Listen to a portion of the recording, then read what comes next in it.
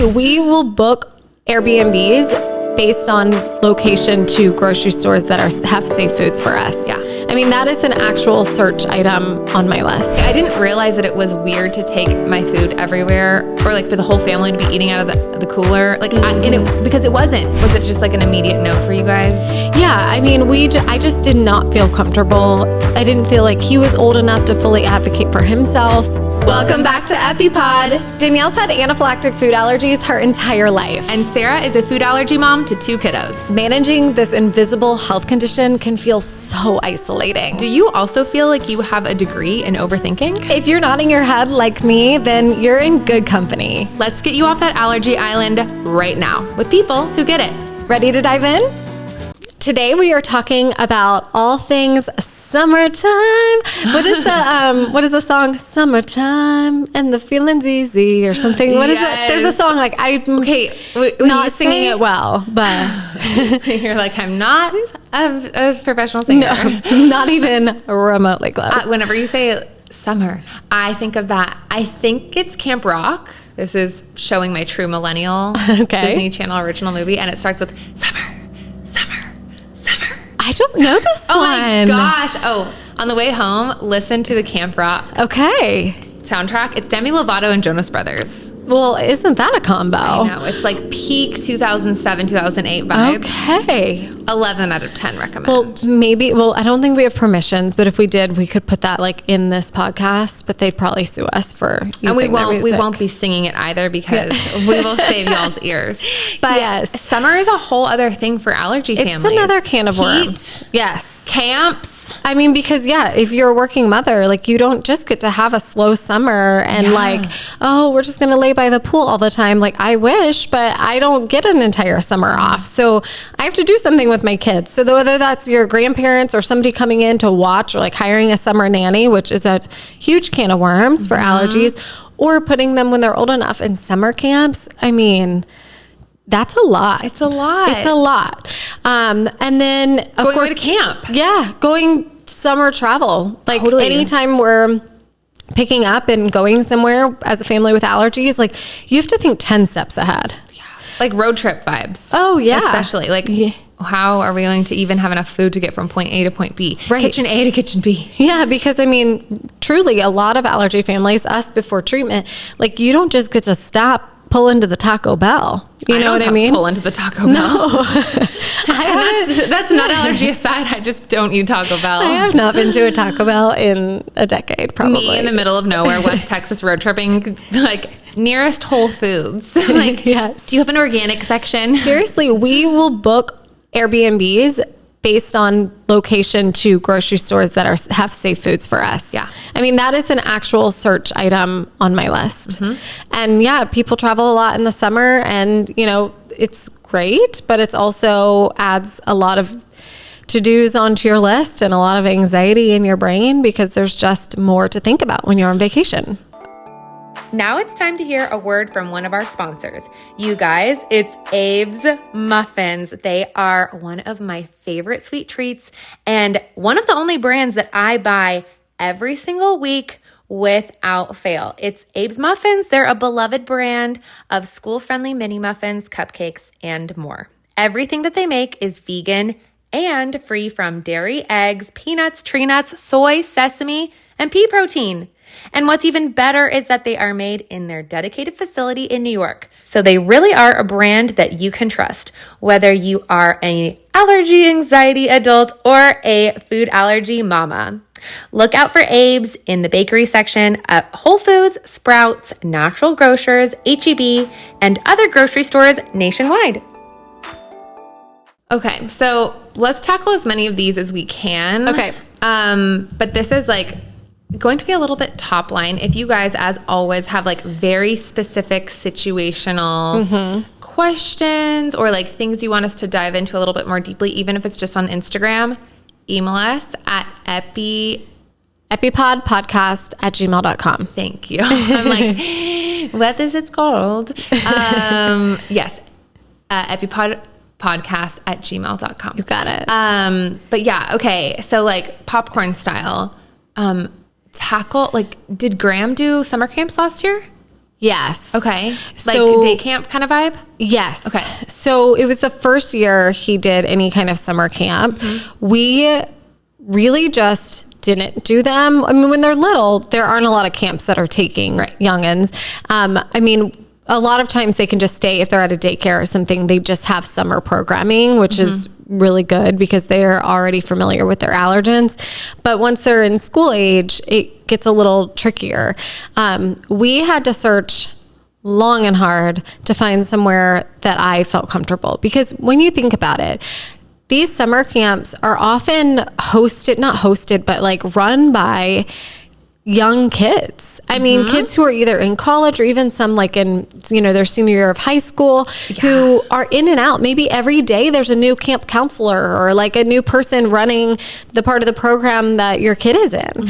And so it's unlike school in that you can go and you can train with the EPIs with the teacher, and you can go over the long bullet point list of things that they need to know. Well, you can't do that with everyone who's in and out of a summer camp. It's, I mean, maybe you could try, but it's not as easy to do. So that's for sure. Was it just like an immediate no for you guys? Yeah. I mean, I just did not feel comfortable. I didn't feel like he was old enough to fully advocate for himself in a scenario where somebody didn't know what they were doing, or maybe put something that they weren't supposed to on his plate, things like that. Or even just like the activity that was involved had some sort of food item, the like craft they were doing or something. So I really relied at those ages, those earlier ages, 4 and 5, like on adults around him and me advocating for him in advance. And it's a little hard to do that at certain summer camps. So my best advice here, and what we did, was as much as you can wait till they're a little older. Again, that's hard for some families. But we also looked for one where it was a little more, I'm trying to think about the right word for it. Not commercial, but kind of like there is some summer camp organizations that are franchised, and they have a lot more protocols and rules. Some I even found like on their website, they talked about allergies. Wow. And so already that's a green flag, right? Yeah. Rather than just some random sports camp or whatever else that, even like an outdoors thing that is run by the city. It's like a lot of times, again, they're bringing in these little young volunteers or camp counselors that don't know anything about allergies. Yeah. And so I looked for one that kind of had sturdy protocols as it was, and starting early. I mean, you just really have to look into it. Like, I mean, I'm not even joking. I think I started in December of the year before, trying to research what would be the best just ones. Because you wanted that for Graham, like that experience. It almost seems like it's too much. It's more trouble than it's worth. But again, once they're in kindergarten, there is no summer. There's no summer kindergarten. You know what I mean? Like they are either home with you, which if you're working, you can't do, or they need childcare at some point.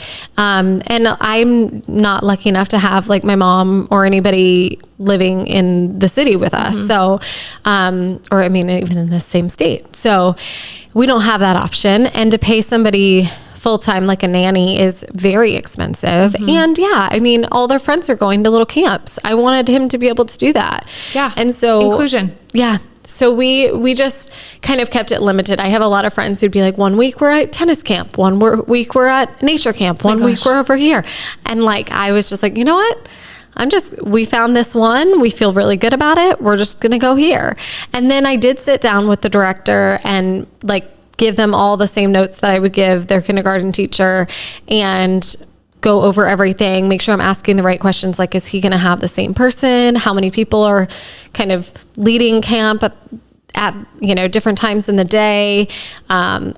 Is everyone going to be trained on how to use epinephrine auto-injectors, and get those answers beforehand, of course, and then stay in constant communication, just like you would a teacher, check in after the first day, stuff like that. But it's a lot. Of course, pack your own lunch, make sure you know like where they're going, like if they're ever like going to be venturing out into something, like whether it be, a nature activity or whatever, like just know exactly what they're doing. Right. So that was helpful for me. We found like a little STEM type I was going to say, camp. and everything turned out amazing. Yes. Like, yes. it was and he a got that good experience. Yes. And then we have also put him at Ethan's little preschool has a summer camp as well. And it's just kind of a play-based, like no certain theme. It's just a like camp. Yeah. And so they were already familiar with Ethan, and they have students year round that have allergies. Mm-hmm. And so I felt a lot better about that too. And I had, I know those people from Ethan going to school there every day. So that was another good thing for me. It's like finding some place that has year round resources. They're used to it. It's not like, oh my gosh, like the cute lady down the street teaching art classes, you know? Yes. Maybe she has an allergy. Maybe she knows. You never know. You never know. Yes. But it is really difficult to try to find people who will take it seriously. Because again, a lot of these people, this is not their, I hate to say like real job, but a lot of these people are volunteers, mm-hmm. or they are doing it like out of the goodness of their heart for not much money, or they just have a really strong passion for mm-hmm. running camps, but they don't, it's not a situation where they're going to have all of these protocols in place and really have the bandwidth to make sure that a certain kid has specific needs mm-hmm. met. Because it's not required. Like school is required, right? Like every kid has, it's in the Constitution, right? Like, I mean, you have access to education. And is it in the Constitution? I said that and I'm like, wait, is it? I think. Anyway, whatever. We're supposed to give kids free and access to education. I don't think it's in the Constitution. Okay, well, it's somewhere. It's in the Constitution. It's a law. It's something. I don't know.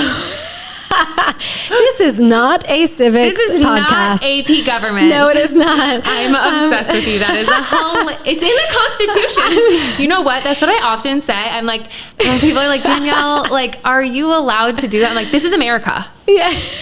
Or they're like, Danielle, like, come on. I'm like, oh, I'm crying. Sarah, this is America. Or also think about dating too. It is America. We are supposed to have access to education. I think it's a law. I really do. I say that sometimes about just like, oh, should we be having a cup of coffee at 5 p.m. on a Tuesday? This is America. It's free. We can do whatever we want. And if that includes, well, that's not true, but we can have coffee at 5 p.m. if we want to. You can do whatever you dream. We can also dream. stay up till 2 a.m. watching Netflix, Love is Blind, if we want to. But you maybe shouldn't. Right. I went to summer camps my entire childhood. My family was like a week's person. Like, I would go to art camp this week and tennis camp the next week and this camp the next week. And it just was what it was. Did I have an EpiPen? No, I did not. Was I always fine? Thank the Lord. Yes, I was. Yeah. But like, it was doable. And I do think it's worth it to when your kid is old enough and you find places that you are able to trust and work with. I think it is like that inclusion is so worth it. I think back so fondly to summer camps and summer camp, like going away for a month. Wow. And like going away for 6 weeks. I think my first one was between 3rd and 4th grade. And then I went between 4th and 5th and 6th. And then after that, I was just like, it was so much more cute in the Parent Trap. Like, some girls don't take showers every day, Mom. Like, I just want to ride my horse and go to art camp. Oh my gosh, would we have been friends? I don't even know. I think you may have thought you may have been too cool for me. I wouldn't have thought I was too cool for you, but I may have been too high maintenance for you. That might be true. I am like, if it was not, I shouldn't be sharing this, but if it wasn't hygienically necessary to bathe every day, I would not. The way that I was like, a little bit of dirt got on my charm bracelet. Does anybody have jewelry cleaner? And they would be like, they're like, there's a hose over there. You're 11. Yeah. No, oh gosh, I was never thinking about that stuff. I if I could go 3 days without a shower, I would. I also was like constantly covered in horse poop though, because I was a horseback rider my whole life. So like a horse sneezes and you're just like, I'm not sure if that's a boogie or came out of his other end, but it's covered. You chose your dirty. Yes. Anyways, going away to summer camp was something that I did for 3 summers. 4, I'll ask my mom.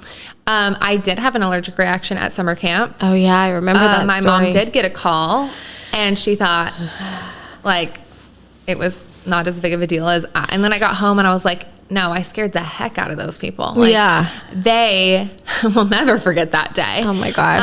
The 90s. The 90s, me being like, ooh, what's this? It was pesto. Oh, no.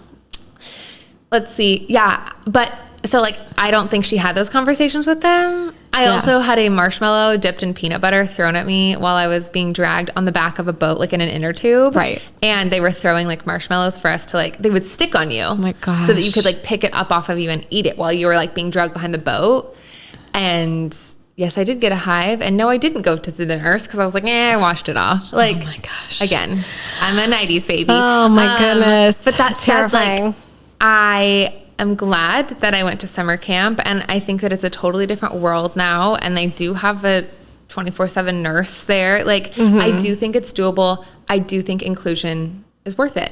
Totally. Yeah. And like at this point, like they probably have an allergy policy about it. Yeah. So more than likely. Yeah. But like the dining hall, it's a crazy thing to be in a mess hall. Like, oh my gosh. Like communal eating, like you just don't know what's what. No. I think it depends on the severity of your allergy, right? I mean, there are some people who truly any kind of cross contact, they have a reaction. And those people, I don't know that you could go to a mess hall situation. You just couldn't. I feel like I technically am that type of person, and I did it. Like, again, like my childhood, I wouldn't necessarily recommend a lot of those things that happened to me. Like, were very scary. Yeah. And like, I didn't register them as scary at the time, but now looking back, I'm like, if that same thing happened to me right now, like we click end record and that I go outside these doors and that happened to me, it'd be like, it would really shake me up for like months. So I don't know. It's something to at least investigate. Yes. I had some run-ins, but I had a good experience and the inclusion was worth it. Yeah. And I learned I hated summer camp because I like showers and AC. Yes. A lot of these day camps though, like it's really just, packing a lunch, making sure they have your EpiPens, making sure what the activities are, that they can recognize signs and symptoms of anaphylaxis. I mean, kind of like the standard things that you would do at school. It's just, as a mom, it's exhausting because you have to give that talk over and over again. And you do want to make sure that there are like grown adults that take you seriously. And your gut knows, right? Like talk to them. If they make it seem like it's no big deal, then they're not going to take it seriously. You know what does come to mind is I remember like in those, first grade, second grade, third grade, by fourth and fifth grade, like I was so intense with the hobbies that I tried every sport. I tried everything.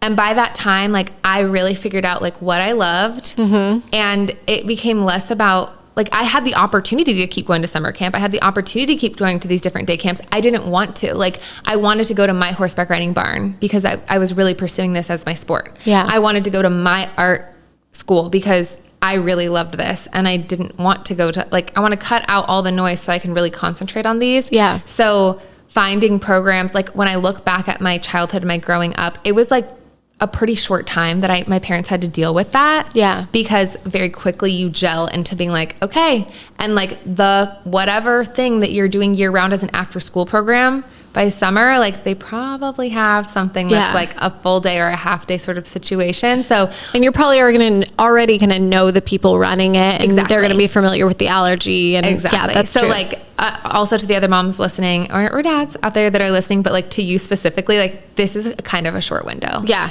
Like you will not have to deal with this for very long. Yes. You only have a couple more summers with Graham until he's like, I like to do these things with these people. Right. And you're gonna be like, perfect. Do they have an 8-hour version for June and July? For real. Yeah.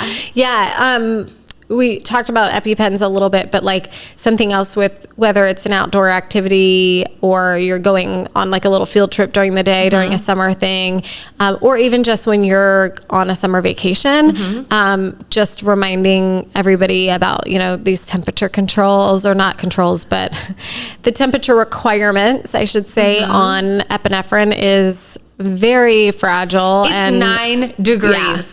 Yeah. And it pisses me off. I know. You're like, excuse me, you do have to have like an insulated, especially in a place like Texas or Florida or Louisiana, like Arizona, like these places, you're going to need an insulated pack. The problem is like, I'm always worried that like okay, it's too hot outside, but I'm going to accidentally get this thing too cold. You know, like I'll get one of those little lunch bag, like ice packs, like little tiny. Yeah. And I'll just like throw them in my fanny pack. And then I have my insulated Allermates in there. And I'm like, hopefully it's not too close to it. I don't think so. I think that would be perfect. Yeah. That's what we do is just to make sure the ice pack's not like physically touching the Epi. Yes. But if it's kind of in the same area, just keeping it generally cold in like a super, super hot climate, I think that's, and you know, I'm sure the grace period or window is actually bigger. They just want to keep it, you know, just like you tell somebody, were we just talking about this? Like you can't tell someone, you know, 40 miles per hour in the neighborhood because they're going to go 55. So like you tell them 20, 25 so that when they go 35, it's still kind of okay. Yeah. Or like the packaged turkey. It's like, oh, this expires on March 5th. And it's like, it's March 20th. You're probably still okay.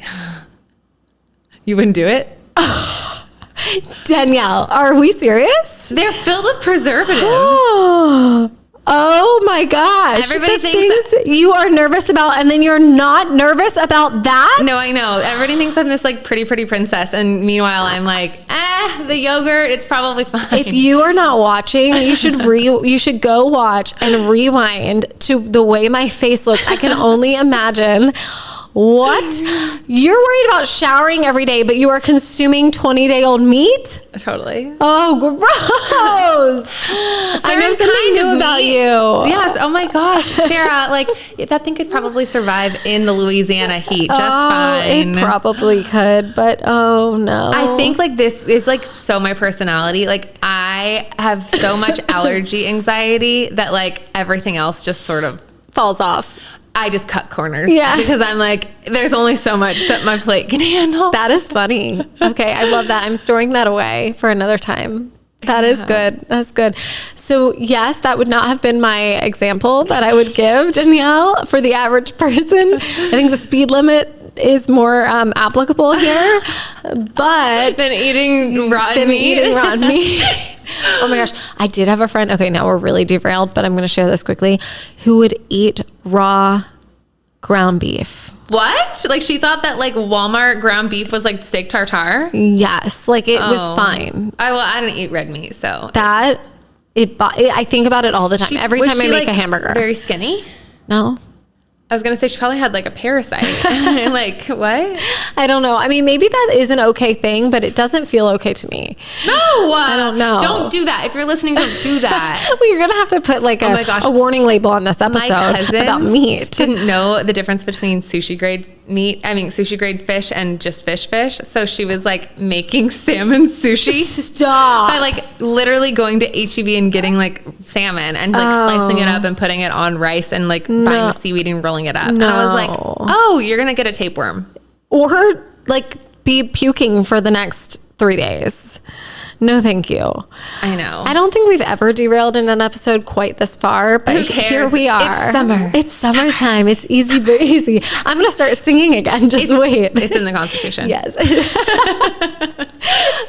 Okay. We are looking this up when we get done with this episode. We'll put it in the show notes. We'll put it in the show notes. I'll link to the Constitution.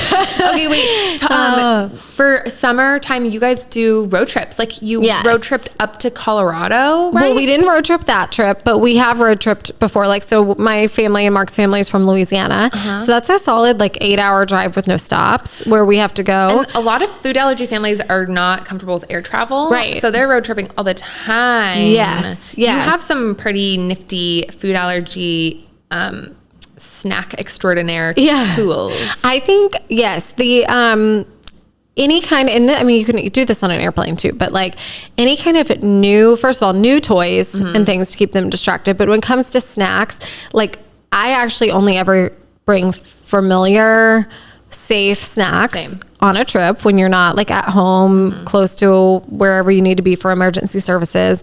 But put them in like a fun container, some sort of like bin with lots of different compartments, things like that, because one, it keeps them occupied, and two, it feels like fun and special. When they like, you know, they can't maybe stop at McDonald's and go at the play place, but like at least they have this fun thing that only comes out for road trips, you know? And again, along with other things like fresh toys that they've never seen before. They have these like car bingo games and stuff that we have, or like reusable stickers, stuff like that. It's great. But then in terms of like a cooler, we have like a really awesome backpack cooler that we love. But then also sometimes we'll just bring like the big Yeti cooler and truly stuff in all of the snacks, all of the like full meals that we need to get us there, especially if it's like a multi-day trip, which we are going to do this summer. Multi-day like road trip to get somewhere. We have more freedom now, of course, with Graham's treatment, where we can stop at certain places, but like truly packing every meal for everyone. For me, this is important. Like, I don't like to take any risks on the road. So we even, like, though Mark and I don't have allergies, like if we wanted to pack them food, but then us go through a drive-through, I didn't personally feel comfortable with that because I didn't want to have something on my hands or on my mouth. And then all of a sudden they have a rash in the car and you're like, well, what do I do? You don't have cell phone service. Yes. Yeah. It's a nightmare. It's literally like the plot to a Netflix special. Yeah. We don't need that kind of stress when on an already stressful with kids road trip. So definitely none of that. Again, keep making sure you have something to keep like the Epi stable and different kinds of temperatures. Let's see. We also put a air tag in with our Epi bag because if you're stopping at like road stops, smart. like rest areas and things, like, and you're bringing it in because you're bringing it everywhere, but it's a kind of new situation where you've not been and maybe you set it down or whatever, you at least kind of know where it is and can track it and go back and turn around, God forbid, and get it. So smart.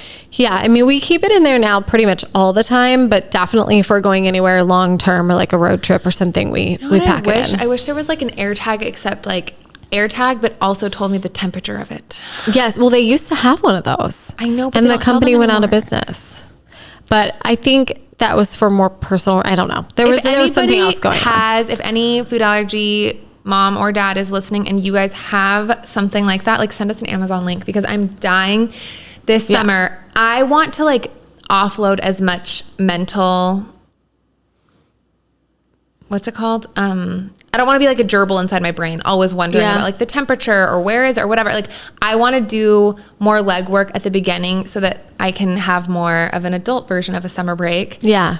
When I'm on vacations. Yep. To your point of like bringing all of your food, like for the whole family, my family did that, but it wasn't because I had allergies. Like it was because my dad is really picky and thinks that like eating out is gross. Like he's always like, they made us pay for this? Yeah. This is horse piss. Yeah. And I'm like, oh my God. I feel that though. Sometimes I pay for like a fast food situation. I mean, I don't eat it a lot, but like when I do, and then it's like $10, I'm like, excuse me? No, he's talking about like even like a really nice restaurant. Like he always prefers bougie. Yes, he always prefers my mom. She's like Martha Stewart on steroids. So he always prefers homemade. And I think like that's why I grew up not feeling self-conscious about like I didn't realize that it was weird to take my food everywhere or like for the whole family to be eating out of the cooler like because it wasn't weird and it wasn't different and it wasn't an accommodation for me. It just was like my mom had made these like elaborate baked goods and these delicious pasta salads and these delicious sandwiches and it was just like we would literally just stop to go to the bathroom. So I don't know.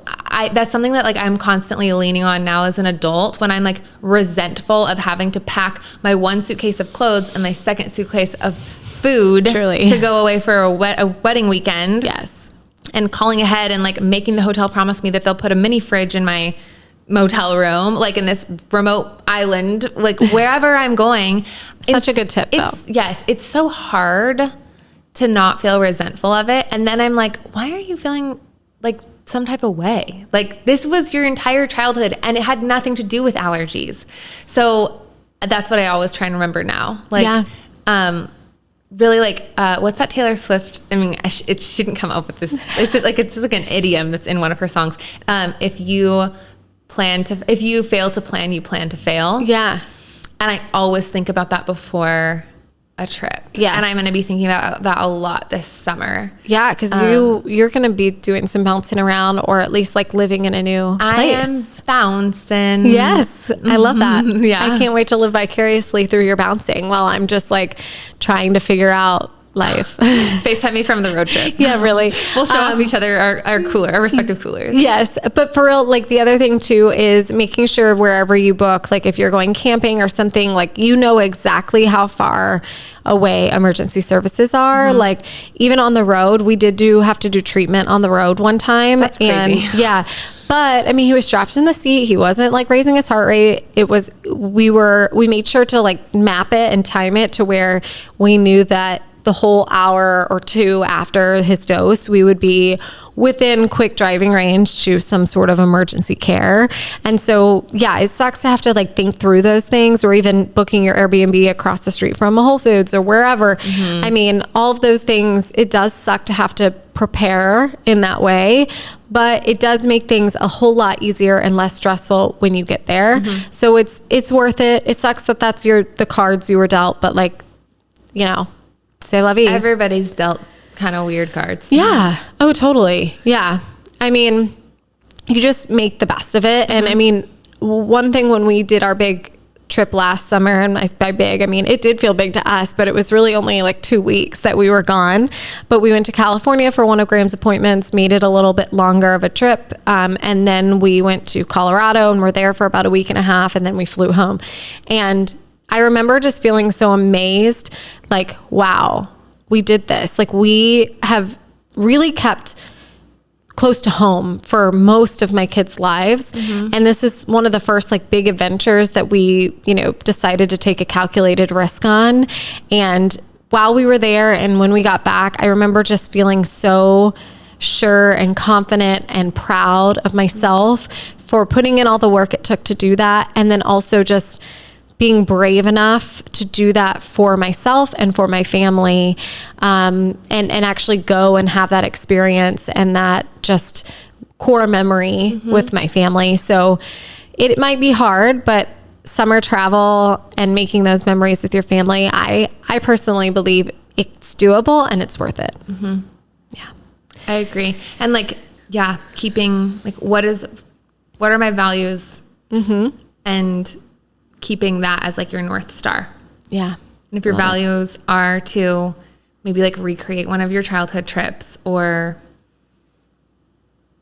like get outside of your comfort zone, because it's going to have to happen one time or another. You might as well make it now instead of when they're out trying to do it for themselves on their own. Like, totally. You're really honoring yourself and you're honoring them by being brave and staying true to that North Star. Yeah. Happy summer, you guys. We will see you next week.